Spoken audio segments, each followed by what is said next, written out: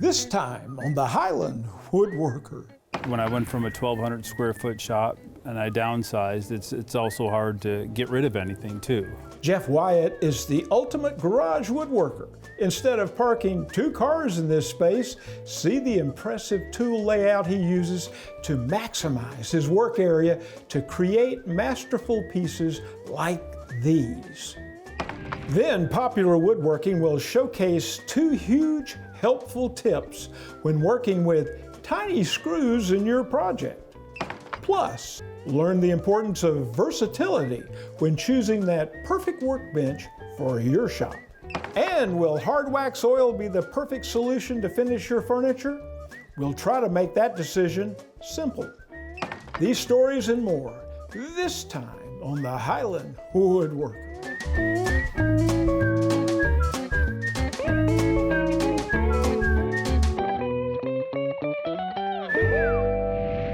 Hello, I'm Charles Brock and I'm a Highland Woodworker. I just love Highland Woodworking in Atlanta, Georgia. That's where I get all my fine woodworking tools, woodworking supplies, and I get a great woodworking education there. You'll love it too, whether you're shopping it in person or on the web at highlandwoodworking.com. They've been delivering great tools and a great education for 45 years. When Jeff Wyatt moved into his current home near Nashville, Tennessee, he was faced with a dilemma that woodworkers know all too well. Do I use the garage for my cars or turn it into my workshop? Like so many of us do, Jeff chose the latter. He has maximized every square inch of his workspace for maneuvering and chair building. Let's meet Jeff now, tour his shop, and hear about his notable mentors that helped him elevate his work along the way in our Moment with a Master. Jeff, I've taken a little tour back there, and we're going to be in there later on, but what I see is the best, most complete 2-car garage wood shop ever. I mean, everything you would want, like Ed McMahon used to say, you will find in that shop, and it's all set up to be used, and you do some great work. Oh, thank you, Chuck. I appreciate it. Well, tell me about it. Well, you know, we have limited space.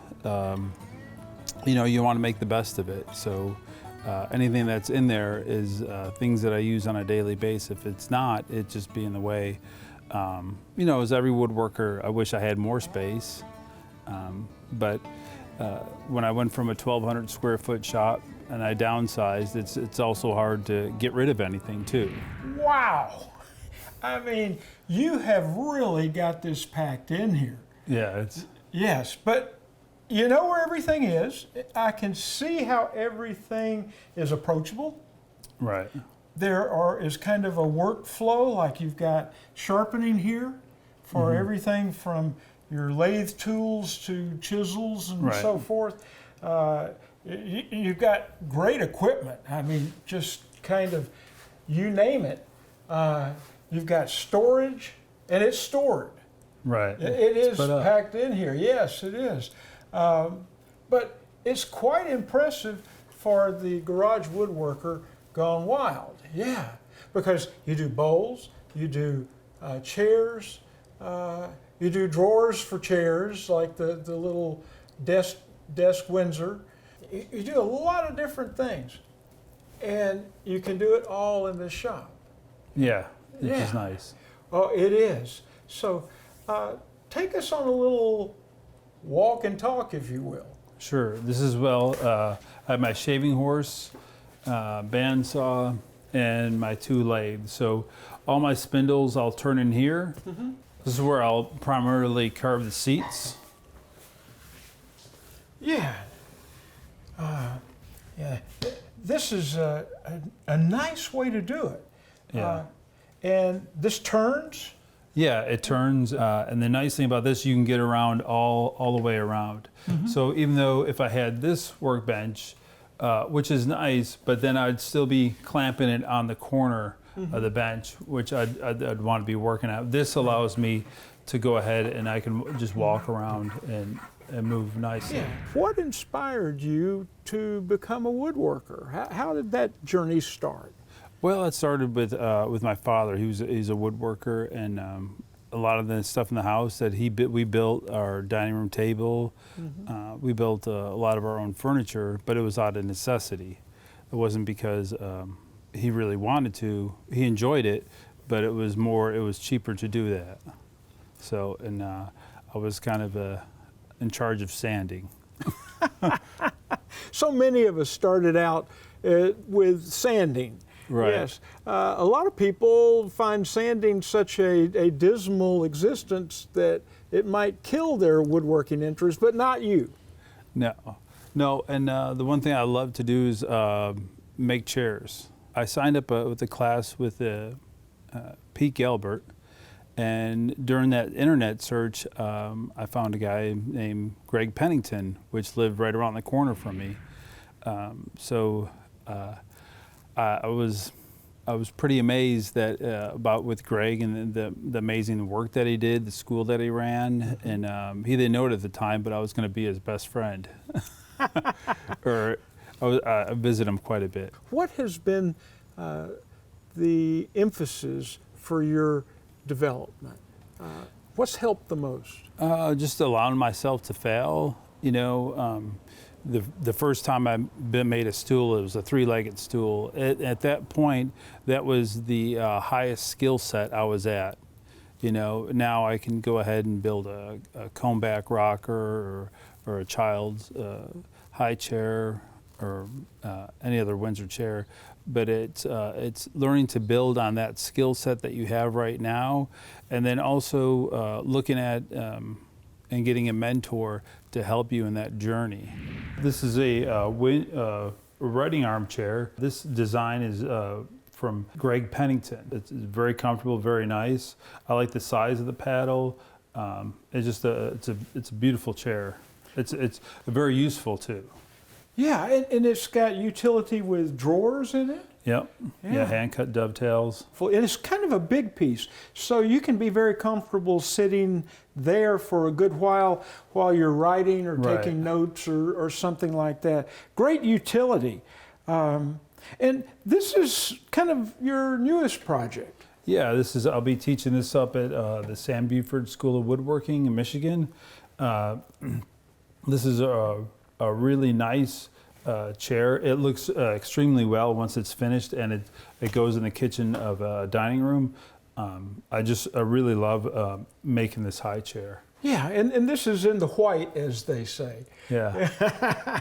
And tell us about the carving here. That's just a beautiful element that you see in Windsor chairs. When you get the plans from Curtis Buchanan, it has the scroll pattern, and it looks very intimidating the first time you do it, but the way Curtis has done his plans, it'll almost fit your chisels. And the nice thing about wood carving chisels is they have an exact pattern and shape to them. So if you buy a 513 in this brand or that brand, they'll be so close to each other. You lay it out, and before you know it, you'll have a nice S-curve. So this would be the sweep, that number would be the sweep that would fit here, and using almost a prescriptive way to carve it, a person could work at it step by step and come up with a nice design like that. Yeah, and it's nice that the comb has that, and then also the hand holes here also have that same carving. Yeah, I see on the side right here.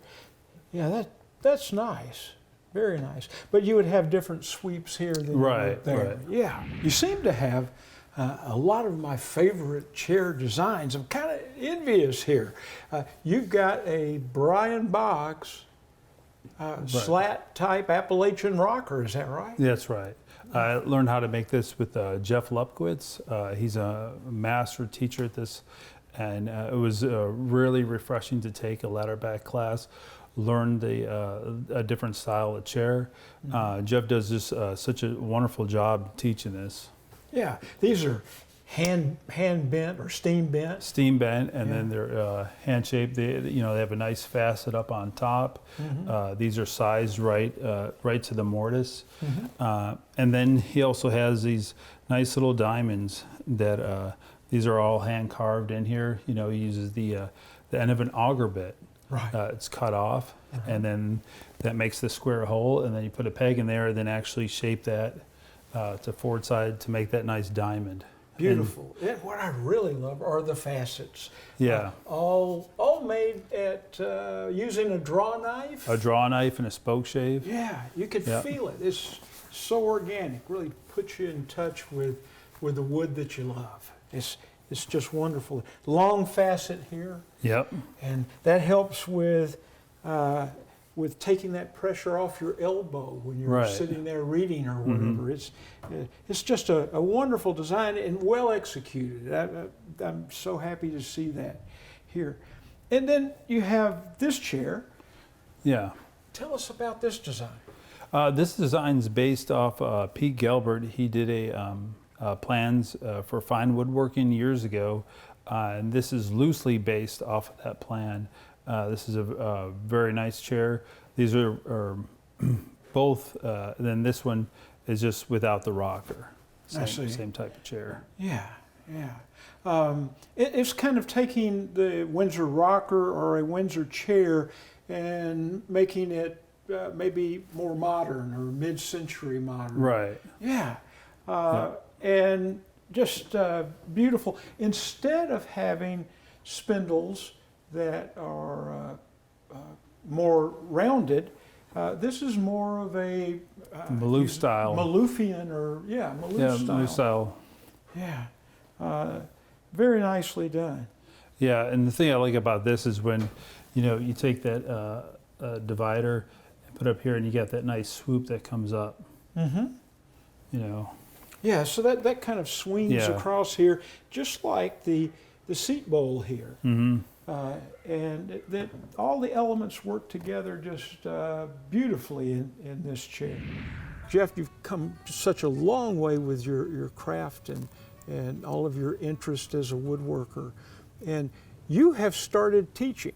Yeah, it's a good experience. I do a hand-cut dovetail class, and it's really nice to take all the failures I've had in doing dovetails and condense that down to where this is what's worked for me and this is what might work for you also. And I've had good success that I've done that class a few times now, and all the students have been able to come out cutting dovetails for the first time. And that's the first time you do it, you're not sure if they're going to take to it or not, and then they did, and it was a good feeling.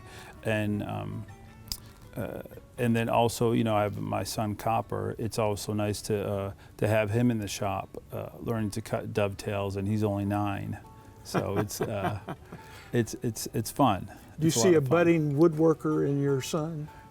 For sure. One thing about Copper, he'll come in the shop when he wants to, and he'll work. Sometimes he'll work all day with me, and other times he'll just say, "Can we go play basketball?" And so we stop and go play basketball. Jeff, what is your place in woodworking? How would you, when you're much older and you look back on your career as a woodworker, what would you want? What impression would you want to leave with everyone? Just the ability to go out and help people and teach people the Windsor chair making. Just really to be a good friend.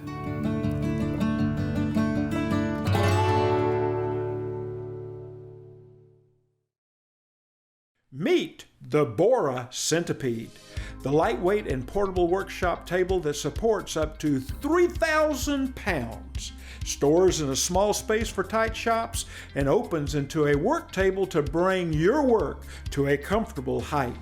This makes the perfect companion for your track saw.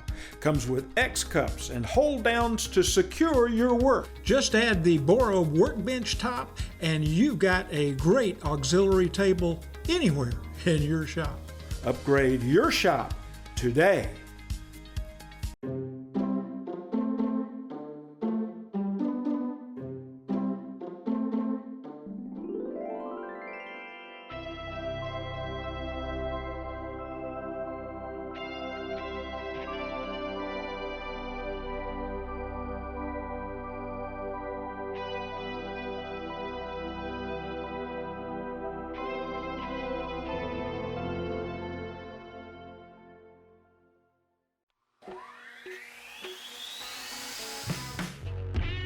There's 4 words that Lee Tools lives by.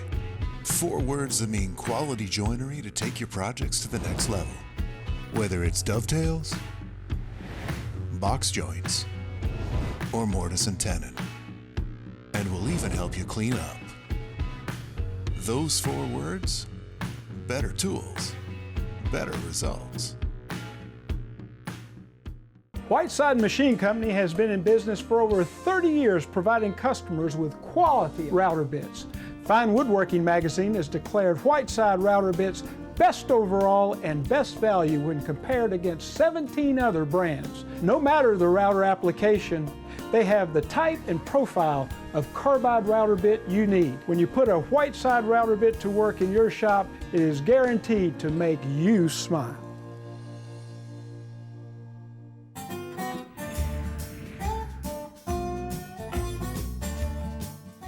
Well, there's nothing like an oil and wax finish. It's easy to apply, easy to maintain. Everything's wonderful about it. It leaves a very natural look as the oil fills the pores or surfaces on the wood, and then you wax over it. It is a great finish. I've used it for years and years.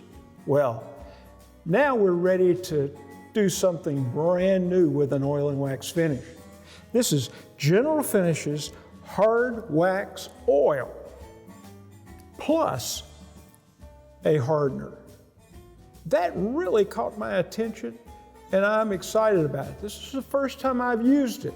The idea is to cut down on the drying time, which with an oil and wax finish, the oil, as you apply coat after coat, takes maybe even days, up to 10 days for a coat or for all of the oil to dry and kind of flash the solvents off.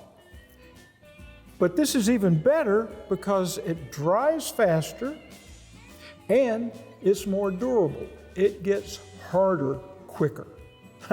Sounds like a winner. Now, I've never used it. I'm going to use it for the first time on this piece of wood right here. This is almost a veneer grade piece of walnut. And so I think it ought to really pop and look very warm and inviting with this finish if it does what I think it'll do. Let's try. So the first thing to do is let's give it a good mix. Pull up anything on the bottom and you can see it changing colors. If we were going to mix 2 ounces of the hard wax oil, we would use a ½ teaspoon of hardener and we would add it to it, mix it up. I don't need that much, so right here I'm going to start out with 1 ounce of the hard wax oil. I'm going to add a 1/4 teaspoon of the hardener to it, mix it up, and then we'll make an application. All right, so I'm just going to spread this.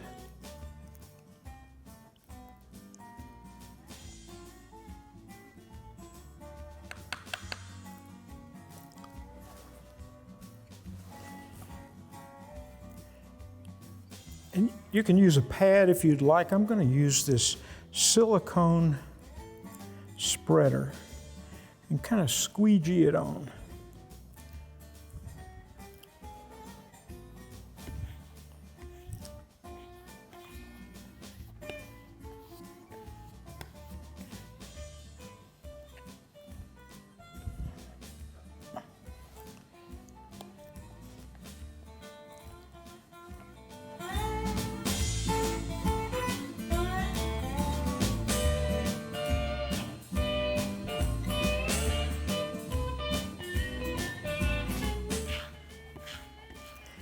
just really want to force it down in there.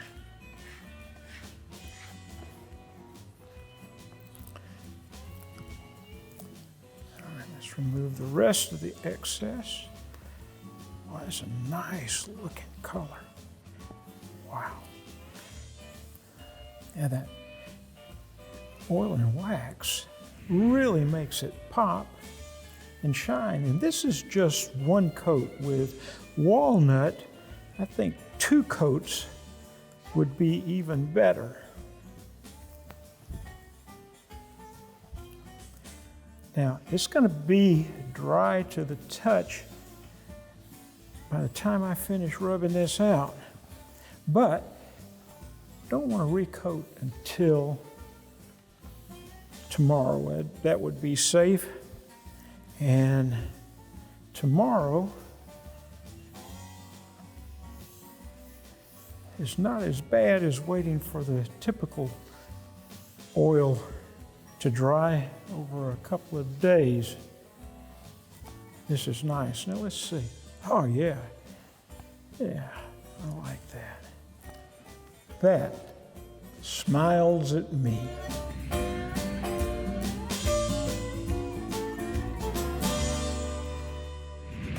One of the frustrating parts of assembling a project is installing hardware and driving in screws.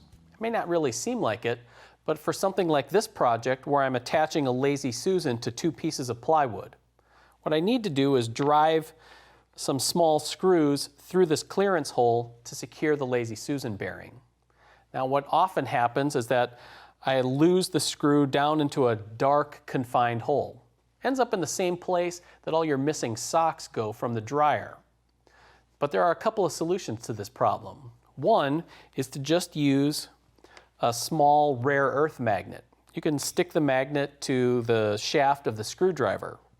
Now that magnetizes the screwdriver and holds the screw in place, and I can just drive it in. Now you may not have a spare rare earth magnet hanging around, but there's another way to do the job too. And that's to grab a glue stick, just some regular ordinary craft glue.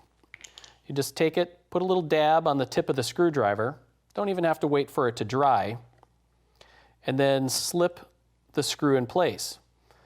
There's enough tack between the glue and the screw to hold it in while you drive it in place. 2 easy solutions to keep you sane while you're driving and installing screws. I'm just an average, down-to-earth woodworker. On a scale of 1 to 10, I'm probably about a 5. But one place I score a perfect 10 is right here, and I plan on keeping all 10. That's why I have a SawStop table saw. And there's more. Plenty of power, superior dust collection, and absolute accuracy. These features have made it the best-selling cabinet saw in America. Let Highland Woodworking help you put a SawStop in your shop. Ralph here from Wood Academy. Now, we all know Whiteside as a router bit brand and one of my favorites, but they're also now carrying a line of saw blades.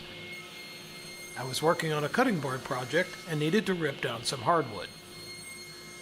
Walnut, cherry, and maple were no problem, and the cuts were consistently clean and smooth. This is a 10-inch, 30-tooth blade with a triple chip grind and a pretty aggressive 22-degree hook on the teeth. It provides smooth, clean cutting in solid stock, thick or thin.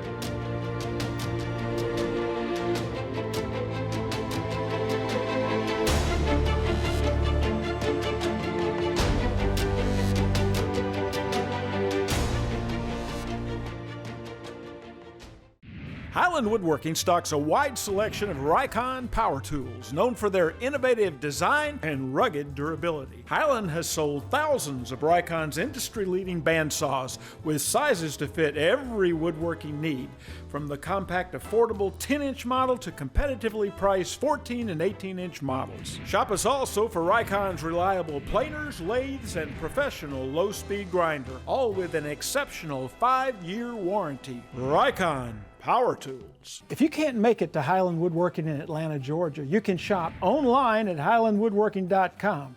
They're great at getting what you want to your shop quick. Let Highland's legendary wood slicer resaw blade help make it easy for you to get great results sawing thick lumber into thinner boards. The wood slicer is designed to cut much faster, smoother, and quieter than ordinary bandsaw blades. You'll be amazed at how smooth a surface you'll get with a wood slicer. Its variable tooth pattern greatly reduces noise and vibration. Order a wood slicer from Highland Woodworking for your bandsaw today. When considering a workbench, you want to get a bench that will fit your work. If you are a wood carver, you want something smaller because you want to be able to get all the way around the work and you want to be able to hold it in front of you. If you're a generalist, somebody that's liable to do many different types of projects, you probably need a very long bench or as much bench as you can get. In my case, I start out with a lot of long lumber, over 6 feet sometimes. And so I need a bench that I can place it on, that I can move my patterns around on that piece of wood and have a nice surface to work off of without getting out sawhorses and some other things. So this bench, from one end to another, including the vise here, is 74 inches long. Is perfect for my shop. I don't have, I'm not really encumbered by so much clutter around me, and so this fits my space very nicely. And it's 23 5/8 of an inch wide. Now, I don't have a tool well. If I had a tool well, it would limit what I could place up here. And things might rock down into the tool well.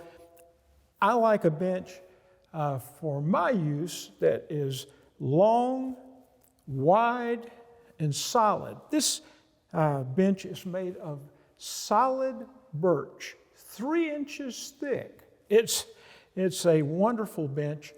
I can do a lot of different things with it without having to add a sawhorse or something to the bench. So the vices are big, the top's big.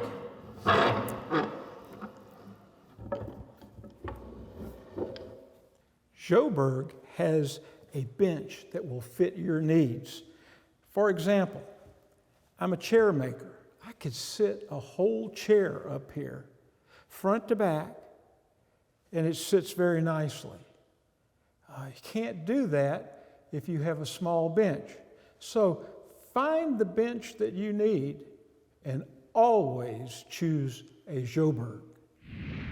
Improve your woodworking experience. Sign up for Wood News Online, a monthly newsletter showcasing the latest news, tips, and classes Highland Woodworking has to offer. By signing up, you'll receive the latest episode of the Highland Woodworker, special store promotions, and Wood News Online delivered straight to your inbox. Sign up today.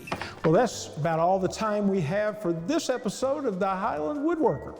Don't forget to follow us on our social media channels. And until next time, I'm Charles Brock, and I'm a Highland Woodworker.